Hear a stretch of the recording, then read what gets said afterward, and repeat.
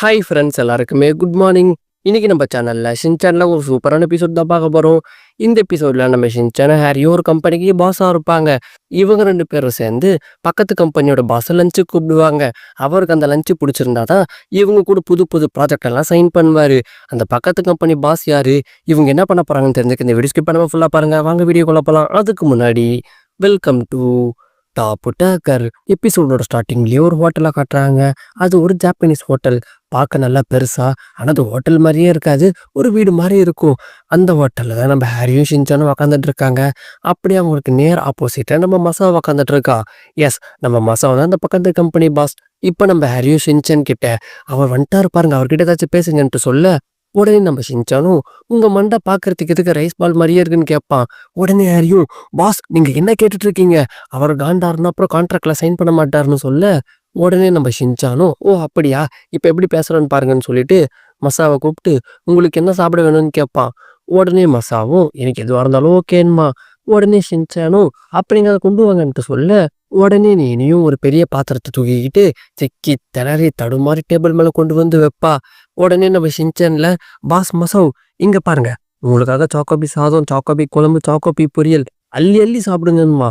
உடனே ஹாரியும் டே ஷின்சான் இவருக்கு இதெல்லாம் பிடிக்குமான்னு கேட்க, உடனே மசாவும் கவலைப்படாதீங்க எனக்கு இது பிடிக்கும்னு சொல்லிட்டு ஒவ்வொரு பீஸா எடுத்து சாப்பிட ஆரம்பிப்பான்.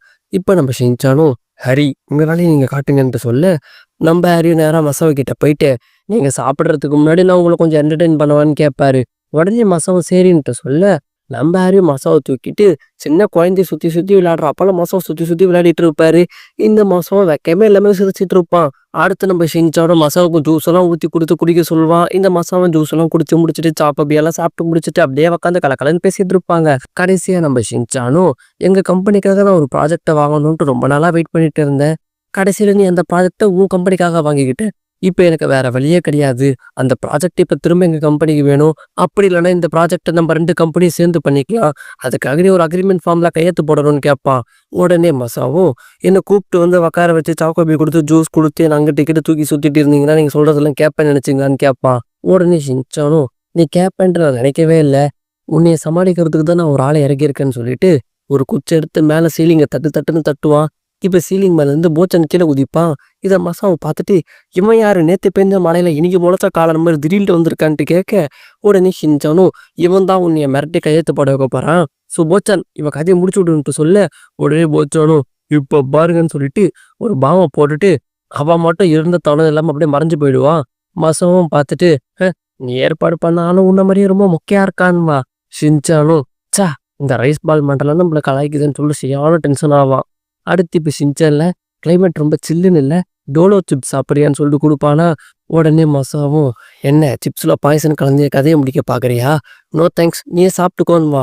உடனே ஷின்சானும் சிப்ஸு வேணான்னா போ, சரி உனக்காக நான் ஒரு ப்ரெசென்ட் வச்சிருக்கேன்னு சொல்லிட்டு ஒரு பாக்ஸ் எடுத்து முன்னாடி வைப்பான். நம்ம மசாவும் பார்த்துட்டு ஓஹோ நம்ம கிட்ட இருந்து அந்த ப்ராஜெக்டை வாங்குறதுக்காக இந்த பாக்ஸ்குள்ளே நிறைய தங்க கட்டியெல்லாம் போட்டு நமக்கு கொடுக்குறான் போல, இது கூட நல்லா இருக்கேன்னு சொல்லிட்டு ஆசையா அந்த பாக்ஸ் ஓபன் பண்ணி பார்ப்பான். அதுக்குள்ள பார்த்தா ஒரு கோலியை வச்சு பசில் கேம் இருக்கும். நம்ம ஹாரியில சா நான் கூட என்னமோ ஏதோ நினைச்ச ஷின்சான் இதையா வச்சிருக்கான்னு சொல்லிட்டு செம்மையா டென்ஷன் ஆயிடுவாரு. உடனே மசாவில் வாவ் இப்படி ஒரு பசில் கேம் ஆடணுன்ட்டு நான் ரொம்ப நாளா ஏங்கிட்டு இருந்தேன், கடைசியில நிறைவேறுச்சுன்னு சொல்லிட்டு அந்த கேமை ஜாலியா விளையாடிட்டு இருப்பானா.